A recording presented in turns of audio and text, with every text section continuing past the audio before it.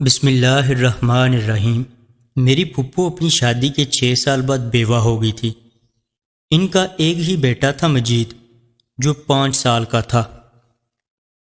جیٹھ جٹھانی نے انہیں اپنے پاس رکھنے سے انکار کر دیا تھا، تو میرے ابو انہیں اپنے گھر لے آئے۔ وہ چاہتے تھے کہ پھپھو کی دوسری شادی کر کے ان کا گھر بسا دیں، مگر میری پھپھو نے ابو کے آگے ہاتھ جوڑ کے کہا کہ بھائی صاحب، میں ساری زندگی آپ کی اور آپ کی بیوی بچوں کی خدمت کروں گی، مگر آپ میری دوسری شادی مت کریں۔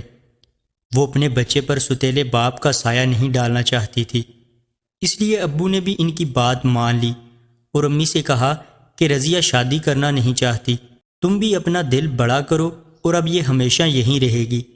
امی خاموش طبیعت کی تھی، وہ بظاہر بحث تو نہیں کرتی تھی، مگر کرتی وہی تھی جو ان کی اپنی مرضی ہوتی تھی۔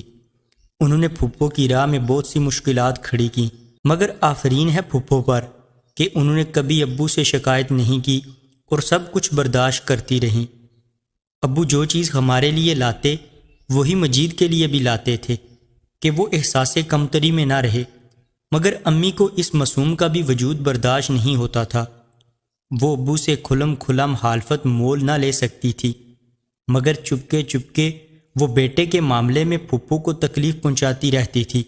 امی نے ابو کو مشورہ دیا کہ پھپھو کو الگ شفٹ کر دو، لڑکا بڑا ہو رہا ہے، میری بھی بیٹیاں ہیں، بعد میں کوئی مسئلہ ہوا تو نند باوج میں بد مزگی ہو جائے گی۔ ابو امی کے ارادے کو بانپ گئے تھے اور پھپھو کو انیکسی میں شفٹ کر دیا گیا۔ انیکسی کیا تھی؟ 2 کمروں پر مشتمل تھی، ایک چھوٹا سا صحن اور چھوٹا سا باتھ روم تھا۔ اب وہ دونوں امی کی آنکھوں سے اوجھل ہو گئے تھے، تو امی کو کچھ سکون ہوا۔ ابو کے پاس پیسے کی کمی نہیں تھی، انہوں نے پھپھو کو راشن بھی ڈلوا دیا تھا کہ وہ باوج کی محتاج نہ رہے۔ وقت کے ساتھ ہم سکول سے کالج پہنچ گئے۔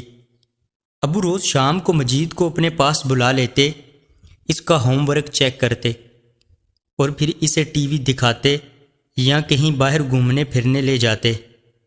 میرے بھائی راحیل کی مجید سے بہت بنتی تھی، وہ دونوں کلاس فیلو بھی تھے اور دوست بھی، اور مجھے بھی مجید سے ایک خاص انست اور لگاؤ محسوس ہوتا تھا۔ وہ بچپن سے ہی ہمارے گھر رہا تھا، اس سے محبت کی بیل کب پروان چڑھی پتہ ہی نہیں چلا۔ شاید میں جانتی تھی کہ ابو کو اس رشتے سے کوئی انکار نہیں ہوگا، اس لیے خاندان میں سے کوئی بھی رشتہ نہیں آیا تھا، اور ویسے بھی ابو کہتے تھے کہ میں رمشا کی شادی مجید سے کروں گا۔ پھپھو بھی یہی چاہتی تھی، مگر امی کے دل کو کوئی نہیں جانتا تھا کہ وہ کب کیا سوچ لیں۔ ہم دونوں نے گریجویشن کر لی تھی۔ پھپھو نے سوچا کہ اب وہ ہمارے رشتے کی بات آگے بڑھائیں، تو انہوں نے اس سلسلے میں امی سے پہلے بات کرنے کا سوچا کہ باوج اپنی اہمیت سمجھے گی، مگر انہوں نے جیسے ہی بات کی امی نے انہیں آڑے ہاتھوں لیا۔ امی نے کہا، میں نے تمہیں اور تمہارے بیٹے کو اس گھر میں اتنے سال برداشت کیا ہے، کچھ نہیں کہا، مگر تم میری خاموشی سے فائدہ نہ اٹھاؤ اور میرا منہ نہ ہی کھلواؤ تو اچھا ہے، ورنہ تم کیا سمجھتی ہو کہ میں مجید کے کرتوتوں سے واقف نہیں ہوں کیا؟ امی کی بات سن کر پھپھو کے ساتھ ساتھ میں بھی حیران ہوگی کہ امی کن کرتوتوں کی بات کر رہی ہیں۔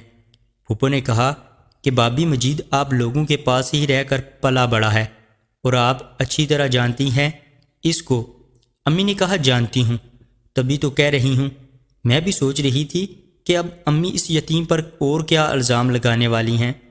پھپھو نے امی سے پوچھا، بابی ایسی کیا بات ہوئی جو آپ اتنی بڑی بات کہہ رہی ہیں؟ امی نے کہا کہ تم اگر سننا چاہتی ہو تو سنو، وہ شادی کی بات تو رمشا سے کر رہا ہے اور عشق علیشا سے فرما رہا ہے۔ امی نے علیشا کو آواز دی اور کہا کہ بتاؤ تمہیں مجید کیا کہتا ہے؟ علیشا نے کہا، وہ مجھے اکیلے میں کہتے ہیں کہ میں تم سے بہت محبت کرتا ہوں اور شادی بھی کروں گا، تم مجھ سے دوستی کر لو۔ یہ سب سن کر رمشا کو یقین نہیں ہو رہا تھا کہ اس کی ماں نفرت میں اس حد تک گر سکتی ہے کہ وہ اپنی بیٹیوں کی عزت کو بھی داؤ پر لگا دیں گی، کیونکہ رمشا جانتی تھی کہ جو باتیں علیشا کر رہی ہے وہ باتیں مجید نے کبھی اس سے بھی نہیں کی۔ یہ باتیں ضرور امی نے علیشا کو سمجھائی ہوں گی کہنے کو، اور اس نے ویسے ہی کہہ دیا۔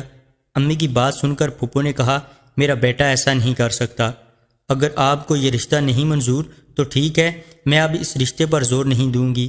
ایک دن میں نے علیشا کو پیار سے اپنے پاس بٹھا کر پوچھا کہ سچ بتاؤ، تم نے اس دن پھپھو سے مجید کے بارے میں جو کہا، کیا وہ سب سچ تھا؟